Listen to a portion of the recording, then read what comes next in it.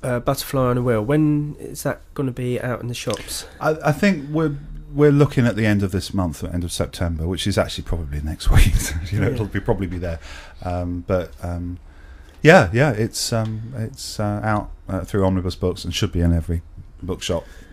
All leading books. We hope shops. so. So just the main headline headings, should I say, describing the book is as follows: when Keith Richards threw a drug-fueled party at his West Sussex house in early 1967, it was never going to be an uneventful affair.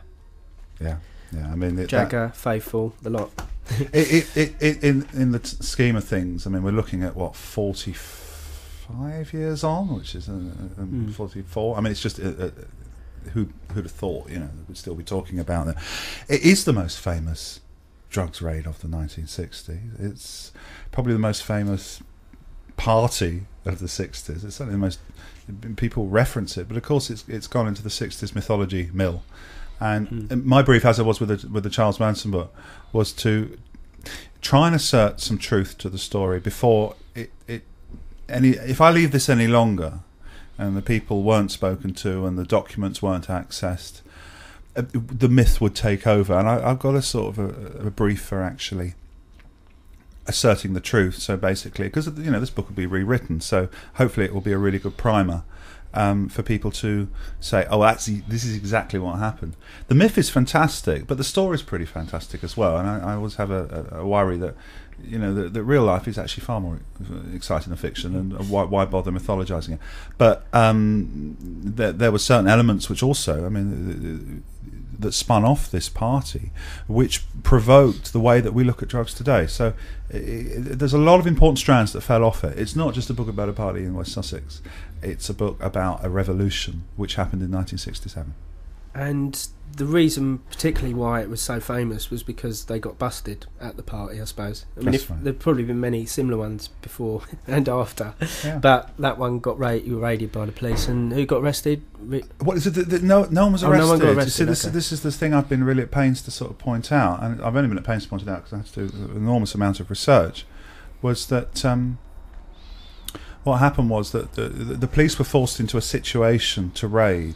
It was something I found out that the police didn't actually want to raid, but through the machinations of the News of the World, a lot of pressure was brought down on them through a series of events which are amazing, coincidental, and which led to this night in February. And it's I'm quite happy to go into detail about it from where it started.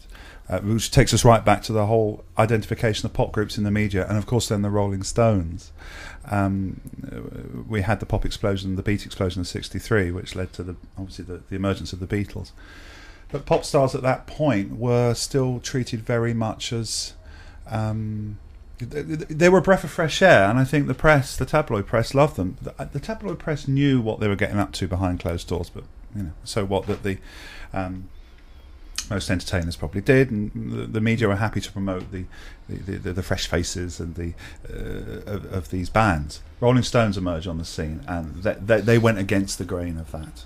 So I mean, at the time they were portrayed as the sort of rougher boys, basically, to the squeaky clean Beatles.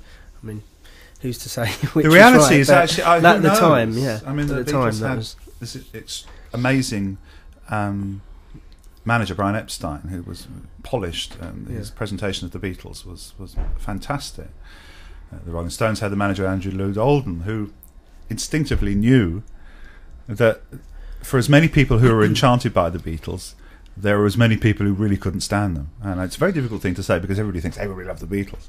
But in fact there was many people who were actually sort of didn't buy that, and they wanted something a bit grittier, a bit raunchier. And of course the Stones mopped up the other half of people who actually really who weren't into the Beatles. So very clever move. He was a clever man. So that's probably why the Beatles wanted to get a bit grittier later on as they went along.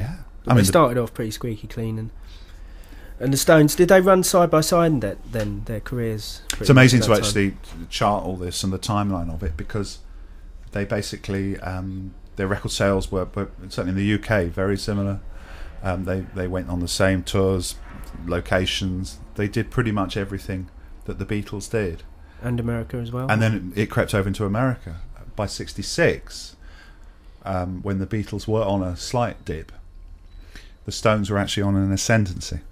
So I've charted this, that the Beatles were reducing their touring and wanting to go into the studio, and the Rolling Stones were picking up a lot, because I think this is never, again, that's something which, you know, mythology has decided to erase, is that by 1966 the Beatles, a lot of people were questioning, you know, that they were saying they were a spent force, that they don't tour. The record paperback writer had not reached number one, and Revolvers, as an amazingly brilliant album as it is, didn't actually really sell that well in terms of other Beatle records. So the Stones are actually moving in on this, and so by the end of 1966, before the Beatles announced that they were going into the Sgt. Pepper phase, the Rolling Stones were probably the world's greatest, largest pop band. So very high on that pedestal. Well, so it's the story of the great Rolling Stones drugs bust. Right. And how did the idea for it come about for you? The idea came about, I think anyone who's a student in the 60s like I am, the whole Redlands bust is quite a highlight in the story of the 60s, and obviously in the story of the Stones. It's a major high point. And when you have new girls in fur coats, drugs parties, police raiding, Mars bar party, whatever you like to call it, you know, that does sort of stick out. So you do tend to sort of, yeah, that was interesting. But I knew there was a backstory to this. I knew that it wasn't just as promoted by the media, and I really wanted to get to the bottom of it. So presented the idea to a publisher. They actually, this is the problem I had, that it is a well-known story, but the actual well-known story is actually pretty much a myth. So I wanted to go right underneath that, find out exactly what happened, and then as with most things, the more you dig, the more things you find which are as incredible as the myth. So it's a dual thing. I've broken down the myth and also built up the incredible story. So had you been researching it for a long time beforehand, or I mean, was there a build up to it? Well, when I came off the Manson book, which again was a long period of myth busting, I was looking around for a similar 60s project to really sort of get my teeth into. So this was something which been bubbling under. Yeah, and I was amazed no one had written a book on it. This is the other thing which I sort of think there was always an issue here, that a lot of people think someone probably did write a book on it, and so they don't bother commissioning it. In fact, no one had. So I knew there was a few things that tied in with it. You've got 50 years of the Stones next year. There's massive interest in the Stones, so it was never really going to be a book, a fringe book. It was something I think would, even these days, would grab headlines. And have any of the band commented on it, or did you have to approach any of the band? Or I made a point of not approaching the band. It possibly, I was in a cleft stick here, because on one hand, I've read all the interviews concerning Redlands by Mick and Keith, and Mick was rarely talked about it. Keith will. I did have some conversations with Marion Faithfull, and also Christopher Gibbs, who was one of the party goers there. Unfortunately, 46 years have passed. Memories have faded, and also with the amount of excesses that were going on at the time, recollections were going to be not as clear as possibly, from other people not in the spotlight. I didn't really feel the need to touch base with them. They probably will read about it, probably say, why weren't we told? But at the end of the day, I felt I would get and the other hoops you have to jump through to interview them with a short period I had to write it. But I'm assuming, like, you've sort of made sure with lawyers or whatever that you're all above board. It's a consideration. I think, and actually there's a duty there, and it's a real duty. For every book I've read on the Stones seems to want to sort of big up the scandal, the sensationalism, and I've actually made a real point here of actually treating these people as normal human beings who have the same feelings and emotions as the rest of us.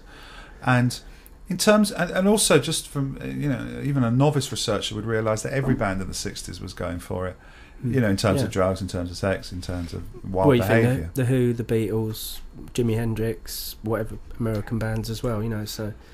I It's don't part of the course. I don't see them as exceptional in that way. Mm. Unfortunately, they fell into that trap because their manager, as I said earlier, realised that there was acres of column space to be made by bigging up their, shall we say, their rather free-range activities, and that, of course, made at some point someone was going to jump in and maybe penetrate a little deeper. As we know with the press, if They want a scapegoat. Yeah, and if you have a relationship with the press, it's never one-sided. They're always going to want to pay back at some point. So, the relevance of it to people living in Sussex, it was actually in West Sussex. Is that right? Was indeed.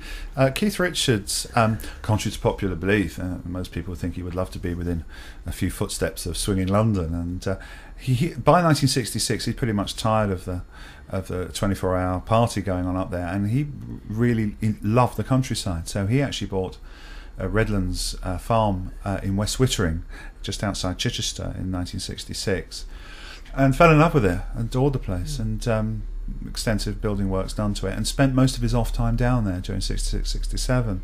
So that's a myth I wanted to sort of bust immediately, that he wasn't this sort of, I'm sure he got up to some great things down there, but he actually enjoyed the countryside. So he'd been living there quite a while already. Yeah, it was his first year, but he was established there, let's say that much. And there'd probably been a few parties by that point. Sure. So the moving in party was probably pretty spectacular. I bet it was amazing. I spoke to some of the local police down there, and they were all aware of what was going on down there, but they weren't unduly bothered. In fact, one of the policemen I spoke to... We weren't hurting anyone, I suppose, was it? It's No. just his mates, and that was it, the one band. of the policemen I spoke to said, well, actually, he wasn't in the local seafront selling drugs, giving it away. Like that. It was a very private situation, which everyone really was pretty much aware of and didn't really bother with. Mm. So he wasn't a threat to anyone. The only problem which came, is when someone decided to lean on the police to say that, well, if you don't do this, there could be trouble, because obviously if it gets out into the public arena that West Sussex police aren't cracking down on drugs, then so they were compromised in that situation, but that's part of the story. And are we allowed to say who lent on them? Was it? I think it's pretty safe to say now that the News of the World were the agents provocateurs of this whole saga. Yeah. And I'd like to think from an author's I'd like to think from an author's point of view, it was the establishment that decided. I mean, it's a fantastic story that there's men in Whitehall walking down discussing the Rolling Stones and deciding to rein them in. Mm-hmm. No, that's rubbish. That's rubbish. I suppose if the News of the World form part of the establishment, then yes, one could probably say that the establishment tried to bear down on them, but ultimately it was the News of the World, and I was never to know that the events of the last few months would time with the publication of this, and to realise that News of the World were tapping phones back in 1967 as well as now. Wow! So it's very timely, and I dare say if the News of the World was still going and there wasn't the scandal, they'd probably have their arms up in the air about this. But at the end of the day, it's been proven now that what the tactics that they've employed, and I think people should realise that it wasn't just the last couple of years. This is behaviour that's been going on for many, many years. So it all started here. Well, let's play a song by the Rolling Stones of relevance to that party and that bust and everything. If you could give us a bit of a background on the song you're going to play. Yeah, I mean, this event became probably the most publicised court case of 1967, and certainly was up there with the court cases of the 1960s. And jumping ahead a little bit, the Stones, or rather Mick and Keith, had appealed against their original conviction, but it went to the appeal courts, and there was a strong suspicion that the jail sentences were going to be upheld. So they recorded this song the week before these hearings. They also did a promotional video mocking the whole court scenario, because they're of the belief that on that Monday morning they were going to go into that court and they were going to be sent to prison. And so this song, We Love You, was really just a lifeline thrown out, saying there's no malice here. This is just a few kids smoking a bit of pot and taking a few pills. and yet they felt they had the whole of the world against them. And this was recorded. You'll hear the high voices there by Paul McCartney, and John Lennon was there as well, who came in to support them. But the beginning of the song, it makes no illusions what's being said here, and it's called "We Love You." Are listening to Pelly Rocco Platters on RadioReverb.com 97.2 FM. Simon Wells is our guest for this hour, and he's telling us the story of the infamous party that Keith Richards threw back in 1967 in West Wittering. That's right. And what happened that night. So let's sort of paint the background of the party. Was it for an occasion, or was it just a little get together, or a guy come into the Stone Circle and Swinging London Circle in London? His name was David Schneiderman, he was an American, or rather Canadian, who brought from America a supply of Sandoz LSD 25, which was a very potent LSD laboratory driven. Say no more than that. And he was a very magical character who administered quite a few parties in Chelsea with LSD, and with LSD in an ascendancy during early 1967, word on the street was that he had this very powerful stuff. So it was deemed a very good idea that, as Mick Jagger had yet to take LSD, and with David Schneiderman in town, that a weekend party down in West Wittering would be the best place to initiate Jagger into the joys of LSD, and for everyone else, the party to have a good time. I go into quite a lot of depth about LSD, the set and setting, where at that time people were reading a book called The Psychedelic Experience by Timothy Leary, which is based on the Tibetan Book of the Dead, which talked about set and setting. It was always this, go and sit in a field rather than not in high-rise blocks. So that was the idea. So they went down in February 1967 for a weekend at Redlands. There's a lot of strands that lead up to this. A few weeks prior to the party, Brian Jones had been out in London, and he was a raver, and he would carry drugs on him all the time, and he was at a nightclub in Kensington. And unbeknownst to Brian Jones, reporters from the News of the World were also there, working on a feature called Pop Stars and Drugs. The relationship between pop stars and the media, I've said before, was quite cosy in 1966, with drug stars openly referencing pop stars. Say that again. Pop stars openly drug stars, maybe. Pop stars openly referencing drugs in their songs. Someone was going to break this at some point, and of course it had to be the News of the World who were going to do an expose on it. They went to Blazes nightclub in Kensington. They saw Brian Jones there with a couple of girls, and he was blagging about his drug use. News of the World reporters at that time, being News of the World reporters, scuttled back to Fleet Street and said, "We've just seen Mick Jagger handing out drugs in a nightclub." They run with the story. Jagger at that point happened to be in Italy with Marianne Faithfull. Jagger returns incandescent with rage, slaps a lawsuit on the News of the World. News of the World now know that he was away, could never have been him. They knew it was Brian Jones in retrospect. So they made a mistake. They made a mistake. Yeah, and pretty big one. In 1967 terms of libel, this could have run to a few £100,000, which would have been sizable, maybe even enough maybe to close the paper at that point. It was talked about in those. Again, there was a stockpile of resentment against the paper, so it would have carried with it. They had to get to work to reverse this. How do you get to work to reverse this? You've got to catch Mick Jagger taking drugs. They hired an informant and a very tenacious reporter to get to work on penetrating the Stone Circle, which they did. They paid off a driver, and the driver told them about the party down at Redlands. The News of the World found out about this, then got in touch, Chichester Police, saying there was a party going on this weekend. They got hold of a detective, Stanley Cudmore, who was a traditionalist policeman and would always work on information. Local drug squad officers who I spoke to, who were there at the time, knew all about drugs at Redlands and weren't in the slightest bit bothered. They kept it to themselves. It was of no interest. Cudmore, being a traditionalist policeman, said, "We've got information." Was it like evening all and all that? It really is. It is that. So what you have a lovely day in the countryside with Jagger, Keith Richards, Marianne Faithfull. Policeman on his bike. Some of the stories I got are absolutely amazing. concerning the police activities. It's like 100 years ago, but then it nearly is 100 years ago, it's 46 years ago. So you've got this lovely party going on, and the acid king David Snyderman is there, dispensing his LSD, and they go off tripping around the countryside afternoon. It's very joyous. So they left the building. They left Redlands, went down to the beach, and then went for a drive. As one of them was sober, so they were able to get around. And then in the evening, they're all... Love to have been walking my dog that day or something. You've seen that lot running around. Actually, there's a picture. There's a few pictures in the book from that day. I was so lucky to find that one of the party guests, a guy called Michael Cooper, had actually taken some photos of the day, and I managed to get half a dozen for the book. So there's all the pictures of them on the beach, and because now they'd just be on Facebook like within seconds, wouldn't they? Absolutely. Anyway, so you've got the situation. It's a Sunday night.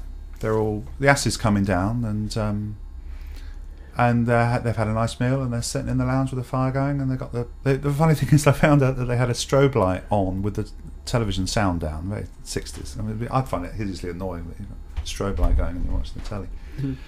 There's a knock on the door. And there's 19 police officers. Yes, hello. And Keith Richards opens the door. And the funny thing is, just before that, a woman police officer is looking through the window. And Keith's celebrity interest was pretty well known, so occasionally fans would turn up and sort of look through the window, and he'd just go, clear it off. So they saw this woman looking through the window, and they think anything more about it. And then there's a loud, thunderous knock. Keith goes to the door and is confronted by the sight of 18, 19 police officers all wanting to gain entry. Because he was still pretty much fried, he thought they were goblins, and some of the police in the background, because they're wearing their black overcoats, they merged into the night, so all we could see was the silver insignia flying around. So to him it was, is this really happening? So he's sort of going, wow. At this time, Marion Faithfull, who'd been larking around on West Wittering Beach and in the woods, and just generally having a nice time as any 19-year-old or 20-year-old would do, had gone upstairs for a bath. And because she'd only come down for the day, she didn't bring a change of clothes with her. So as any normal person would, if you were in a bath and you haven't got any clothes, you find a towel or a blanket. I mean, so what? So she actually took the bedspread from the bed that she was... bedroom where she had all her clothes, and with the commotion as she came down with the rug wrapped around her, a very large rug the size of a bedspread. And she was still slightly out there, and so the sight of all the policemen everywhere sort of was quite, what's going on here. And then what happened, she was taken away to be searched, which I always find, when I read the police statements, that she's going to be searched. I mean, she had to... But what sort of searching, I wonder. But anyway... Yeah, why have they done that? Yeah. And the policemen who were all they were in their prime and older, hadn't seen anything like this. So when she walked up the stairs with a rug on, which was occasionally flapping open, they all made reference to it in their police evidence statements. For all the drugs that were rumoured to be on the property, they really came away with very little. Certainly from Keith. I mean, there were scrapings off a stone table. There was a few roaches around. The Acid King guy, who was rumoured to have heaps of material on him, he had a fair bit on his person, but the attaché case, which everyone said was full of drugs, well, I've later found out that was searched and there was really nothing of any interest in there at all. Robert Fraser, the art dealer, was there, and he was a heroin addict, and he had a considerable stash of heroin, so he was in trouble. But Mick had 4 pills which were legally obtained in Italy, which were actually just amphetamine pills, which he'd forgotten about and left in a pocket. But no one was arrested that night. Substances were taken away for analysation. So they took the substances away, and Mariam Faithfull. Right? They did the right thing. They were all just, well, what's all this? It was the way that the police came in. I mean, anyone who's had experience of drug raids, I mean, this was quite a nice drug raid. This was and the brief, which the police, again, very sensitive to what could happen. The brief was to be as decent as possible, and no breaking any doors and no snapping anything. So, I mean, where were the news of the world at this point? Were they out there sort of waiting with their cameras and stuff? One of the policemen told me that they'd actually positioned two police were actually on duty outside, and I think the suspicion was, he never confirmed this, but I think the suspicion was that the news of the world would obviously love to get some pictures of this going on. Yeah. So I think they were mindful of that. The police were in a very difficult situation, very difficult situation with this, and I think they knew they were being cornered, but equally the information was that they would actually do. But again, no one was arrested. No one was taken away. Not much was found. Not much was found. And by 1967 standards, if you ever found anything, normally people were arrested and taken away. So it was done really with kid gloves. Yeah. But what happened after that, it's a series of compromises. People were compromised in the situation. I don't think the police really wanted to do it in the first place. Well, should we play another track by the Rolling Stones now, and then we'll sort of move on to the next part of the story? Great. What song are you going to play? Again, it's allied to this story. There are two direct songs allied to the story. And I just want to paint a little picture of Mick Jagger, who was jailed for what happened, albeit momentarily. And he was in a prison cell, Brixton Prison, which you can imagine in 1967 was a pretty horrendous place. And he was given access to a prison notepad and pencil, and he wrote some lyrics, which are very poignant. And I'll let the song speak for itself. It's called 2,000 Light Years from Home. So far we've covered the party itself. The police have been and gone. What happens now? Yeah, and it all went a bit quiet. Hit the papers. I suppose it hit the papers big time. It took a couple of weeks. Oh, did it? Not straight away then? Not straight away. As I say, I think everyone was very tentative about this. At the end of the day, that the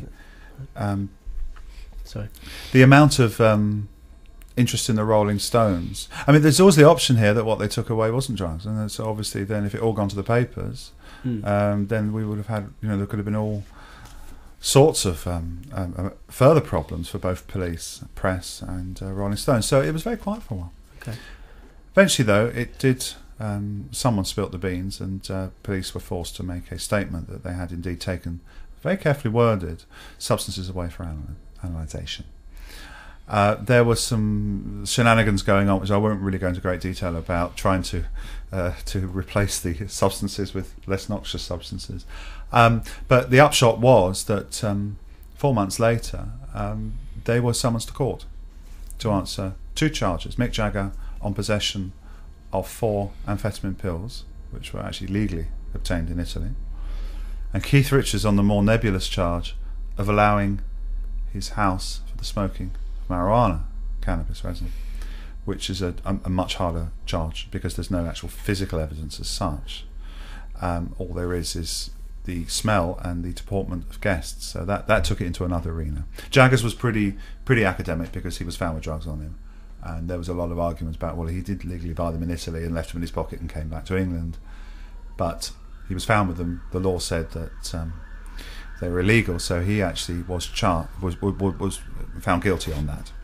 Keith Richards' court hearing took 2 days, and a lot of debate over the deportment of the guests at the party. And of course, Marianne Faithfull, bless her, by dint of having a fur rug over her, the police were trying to say, well, because of her fur rug and the way she was lounging around, she was obviously under the influence of drugs. So, but they couldn't name her in court. She was known as Miss X because everybody knew that obviously it was her. And the poor girl, that the papers were very clever because they'd run stories of Miss X at Stone's party and then have a picture of Marianne Faithfull in Chichester attending the court hearing. So the association was guilty by association. Anyway, eventually, at the end of the trial, Keith Richards was found guilty and sentenced to 1 year in jail, and Mick Jagger was found guilty and sentenced to 3 months. So they had jail sentences. They were actually sent to jail, firstly, because Mick was found guilty first. He was held in remand at Lewes Prison, which is about a couple of miles down the road from where we are now. So that was a very distressing, albeit on remand, it was still distressing for him. Keith's trial came at the end, and so when they were both found guilty, they were sent to Mick Brixton and Keith to Wormwood Scrubs. And Keith found himself the following morning in the works factory making or assembling plastic ornaments to go on Christmas cakes. So you have this image of a long table at Wormwood Scrubs, and there's Keith Richards, the world famous Rolling Stones guy, putting these little Christmas trees together to be stuck on there. Outside, how were they received? Were they received badly, I suppose? I think that with Keith's, for the stories I got, Keith was pretty well received. Okay. Mick, from what I hear, actually kept himself to himself and was very distressed by the whole thing. Yeah. Okay.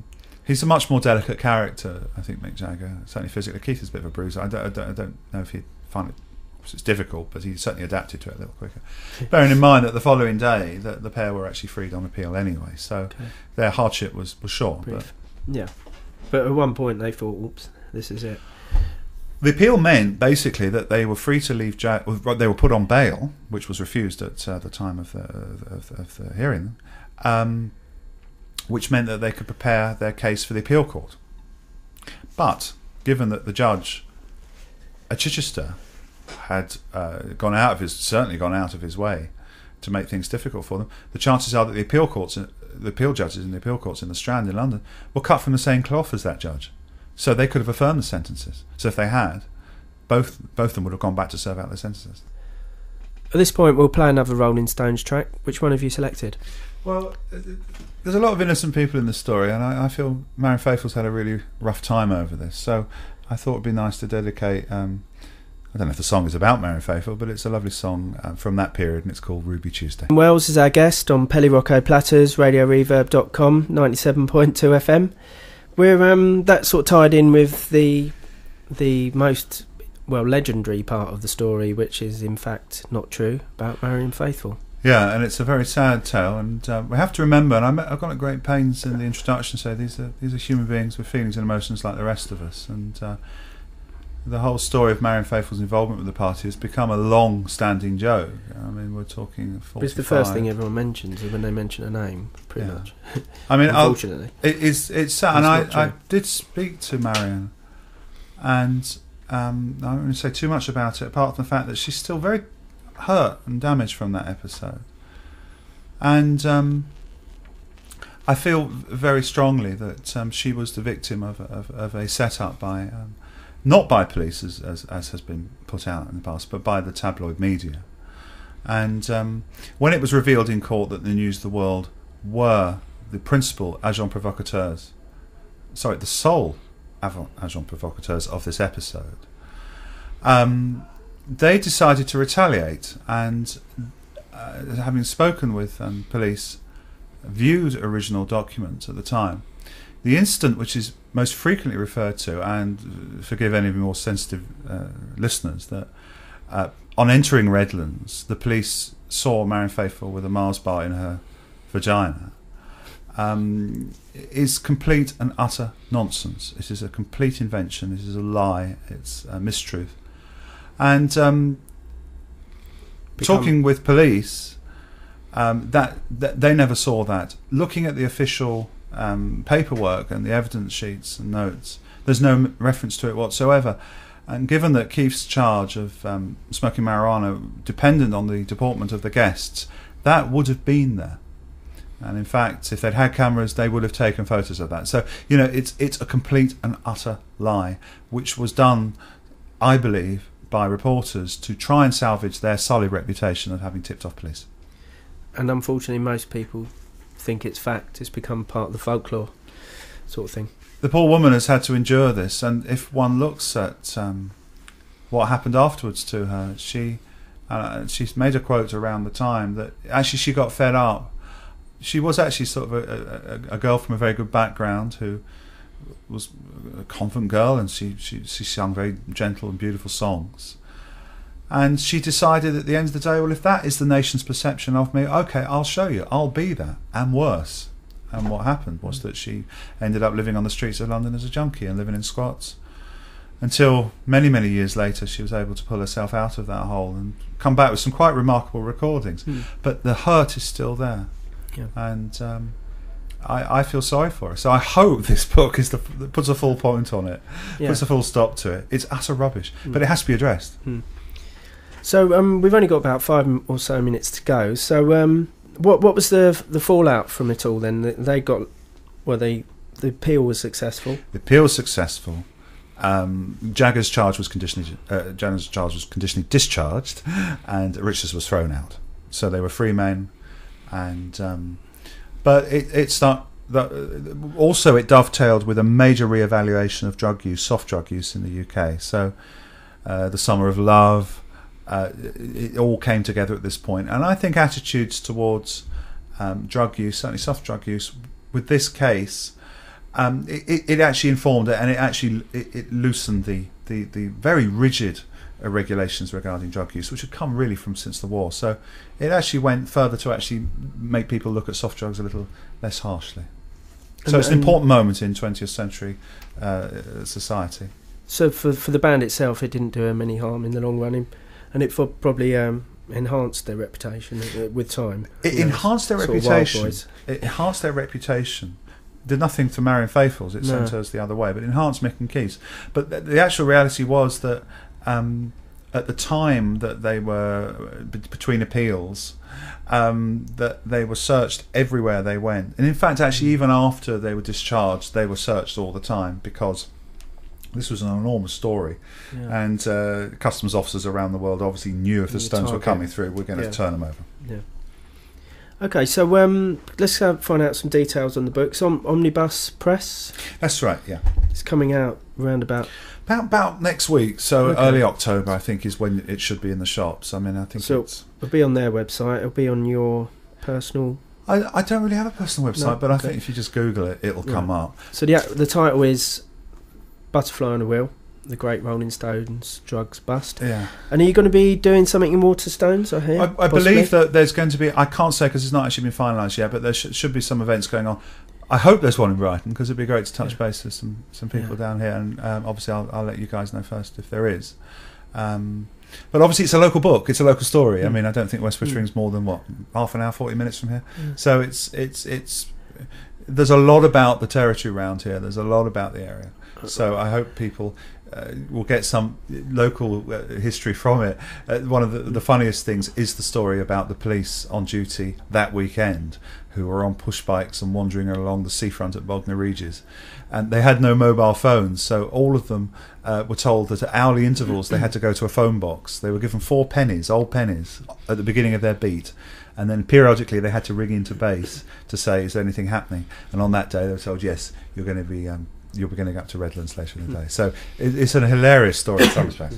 So is Keith Richards still living down that way? Well, he owns Redlands still. He's a tax exile and spends most of his time in America, but on his times when he's in the UK, he stays exclusively there. So it'll be interesting to see what he says about it at some point. Hopefully he'll like it. I don't think I could have easily, and this is a very good point you raised, I could have easily gone down the route of sensationalist journalism, and I actually decided to break the mould for this book and actually look at it in a very sober, a very human way of just young people doing what young people do, not hurting anyone, and find themselves the target of the media. And it's unlike, and I might be blowing my own trumpet, but it is unlike any other story on the Stones, because that I have taken a completely, wholly new look at it. So Simon Wells, thank you very much indeed for coming on to Pelly Rocco Platters for the second time. Pleasure. And the third time will be your next book. That's very kind of you, thank you. We're going to play out with one of your songs. Which one have you chosen?